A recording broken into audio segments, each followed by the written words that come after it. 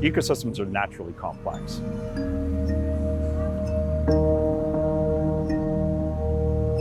Anytime you're taking parts out of that ecosystem, you're potentially decreasing the resiliency and the resistance that ecosystem has to things like climate change.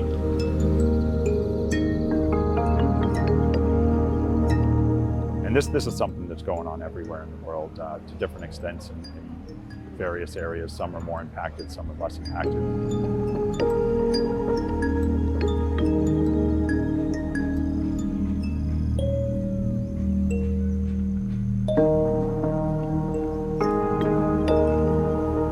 But one thing that we like to say about the ocean is when you talk about one part, you're talking about all parts.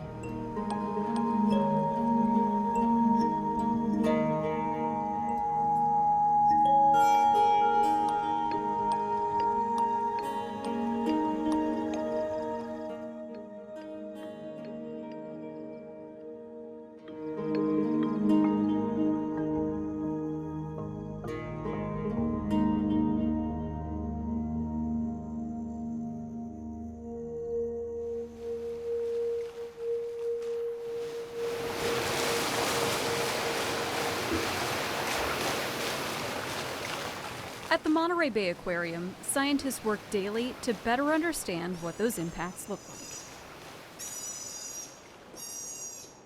Our mission statement is to inspire conservation of the ocean. So that's a broad topic. Obviously, part of that is showing people animals and ecosystems that they wouldn't normally see.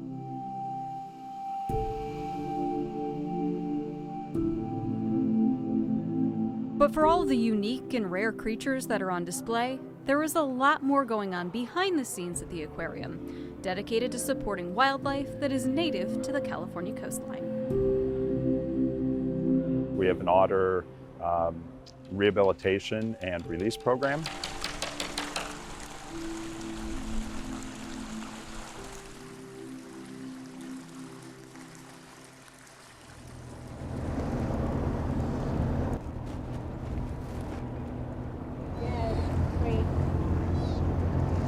Let's say we have an abandoned pup.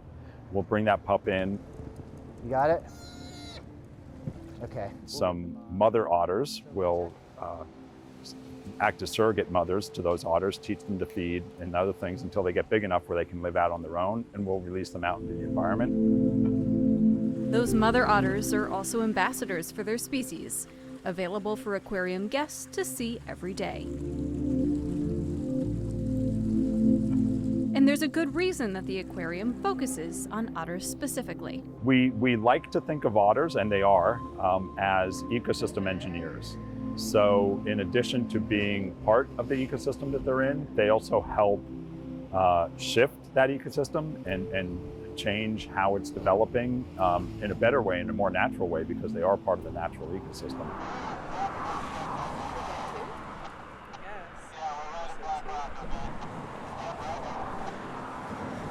For 14 years, the aquarium released rehabilitated otters into the Elkhorn Slough, that's near Moss Landing, California, a region where the otter population was declining and the natural ecosystem was collapsing. A lot of the seagrass had been degraded because it wasn't a natural ecosystem, and you had an imbalance in the nature there. You had the eelgrass not growing as well. You had an abundance of predators that were eating the eelgrass. You had choking out of the eelgrass due to competitors.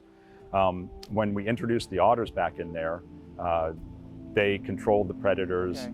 That also allowed the eelgrass to really flourish and doing really well now, so that we've got a lot more eelgrass, much healthier ecosystem, and sequestering a lot more carbon. So not only making the ecosystem better for all the animals in it, but also acting as this really, really good sequestrator of carbon. Proof of otters' importance in that corner of the world. But why was the otter population declining at Elkhorn Slough in the first place? Climate change is affecting otter food, it's affecting their habitat, and it's affecting their predators. In Monterey Bay itself, we're seeing about a 1.5 degree higher average temperature than we were, 60 years ago or so. We've also got a lowering of pH which is an increasing acidity. And that's because as carbon dioxide dissolves in the ocean, it creates carbonic acid, which lowers the pH and raises the acidity level. And in more acidic oceans, creatures with shells suffer as they lose the ability to maintain their protective hard exteriors. So going back to the otter example, otters are going to be eating a lot of those shellfish. That's part of their main prey. If those aren't doing as well because of lower pH, because of climate change, that's going to impact the otters there. There's a pound. Good. In addition to shellfish, otters rely on kelp forests to hide from their own predators. And by snacking on sea urchins, otters help their kelp dwellings thrive. So it's this symbiotic relationship. But if the kelp isn't doing as well because of climate change, then that means the otters have less habitat. And the odds of an otter swimming into one of its predators is increasing. Another thing we're seeing in our research is that some of the predators of otters are shifting their ranges so that now they're overlapping with the range of otters much more. And so we're getting increased predation, specifically by white sharks, juvenile white sharks, which are shifting. It seems as though they've shifted their range north and are now overlapping with otters a lot more. Understanding how those things interact is going to help us as we do otter rehabilitation and otter reintroduction. Where's the best place that we want to put an otter in that its chance of survival is going to be the best? And so understanding all those complex interactions is difficult, but it's something we need to do in order to do the work that we need to do. Because sea otters play such a vital role in a healthy planet, in the water and out. But one thing that we like to say about the ocean is when you talk about one part, you're talking about all parts. And in order to understand all of those parts, we need to know more about the water itself. Just north of the Monterey Bay Aquarium, scientists with the Monterey Bay Aquarium Research Institute are working on just that. We'd like to know if there, if there is going to be an ecosystem catastrophe. You'd kind of like to have a sense before it happens that you might be heading that way. Because in addition to being home to countless species, the ocean also plays an enormous role in moderating Earth's climate. The ocean provides these great services. It actually sequesters a large amount of carbon dioxide out of the atmosphere. As CO2 rises in the air, as we burn fossil fuels, 25% of that CO2 goes into the ocean. But that absorption, that 25%, is not a guaranteed thing.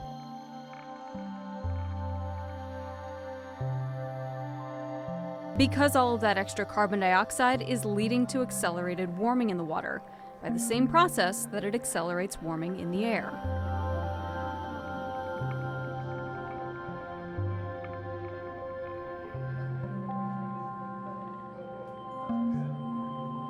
If for some reason in a warmer ocean, we know, I mean, the measurements are really clear, the ocean is warming. If for some reason the productivity of the ocean declines, the plants are not taking as much CO2 up, in the future, the ocean is going to sequester less of that 25%. And, this is a great service the ocean provides to us. The Earth would be warming faster if the ocean weren't absorbing, a significant chunk of the CO2. That's an assumption based on what we know about how the carbon cycle works. We don't know much about how the ocean has historically reacted to climate shifts and vice versa. One solution? Create a huge observing network to start measuring those changes.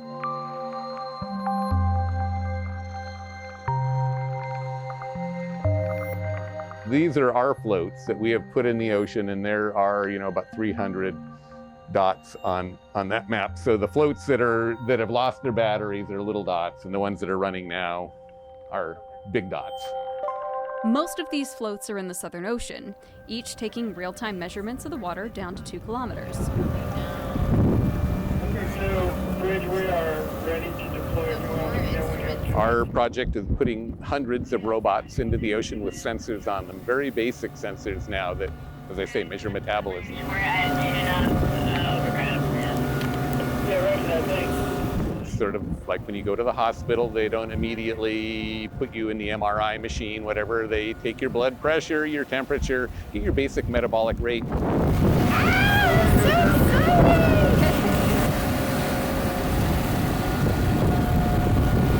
at our So-called vital signs in the ocean include temperature, acidity levels, oxygen levels, and nitrate levels. So we were the first to do pH and first to do nitrate, and our colleague at the University of Washington was the first person to put oxygen on floats. This data can provide insight into whether a region of the ocean has flourishing plant life or not. Plants growing faster, slower. We don't really actually know the rate they're growing at all. And so we're right now trying to get a baseline metabolism. And as we extend these measurements out for decades, we'll be able to tell, is the ocean getting greener, more plants growing? Is it getting bluer, less plants growing?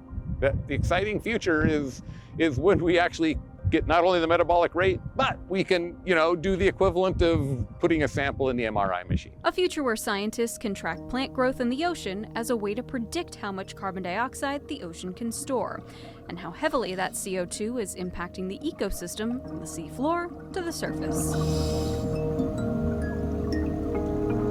For so many scientists whose work intersects with climate, the motivation comes from thinking globally. I think different people think about the world differently and think about their relationship to the world differently. I don't want to live in a world that I'm not trying to make better, a better world by the time I'm out of it than when I got into it. I think there's a lot of people, especially at some place like the Monterey Bay Aquarium, I think everyone feels that way, and they work really hard and they're very motivated and they're not going to give up. It's inspiring.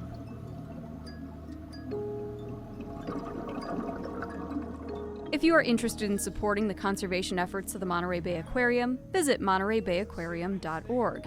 And educators looking for hands-on experience with ocean science can also adopt one of MBARI's floating sensors for their classroom. More information can be found at mbari.org. For photojournalist Jack Noonan, I'm meteorologist Heather Waldman for KCRA 3 News.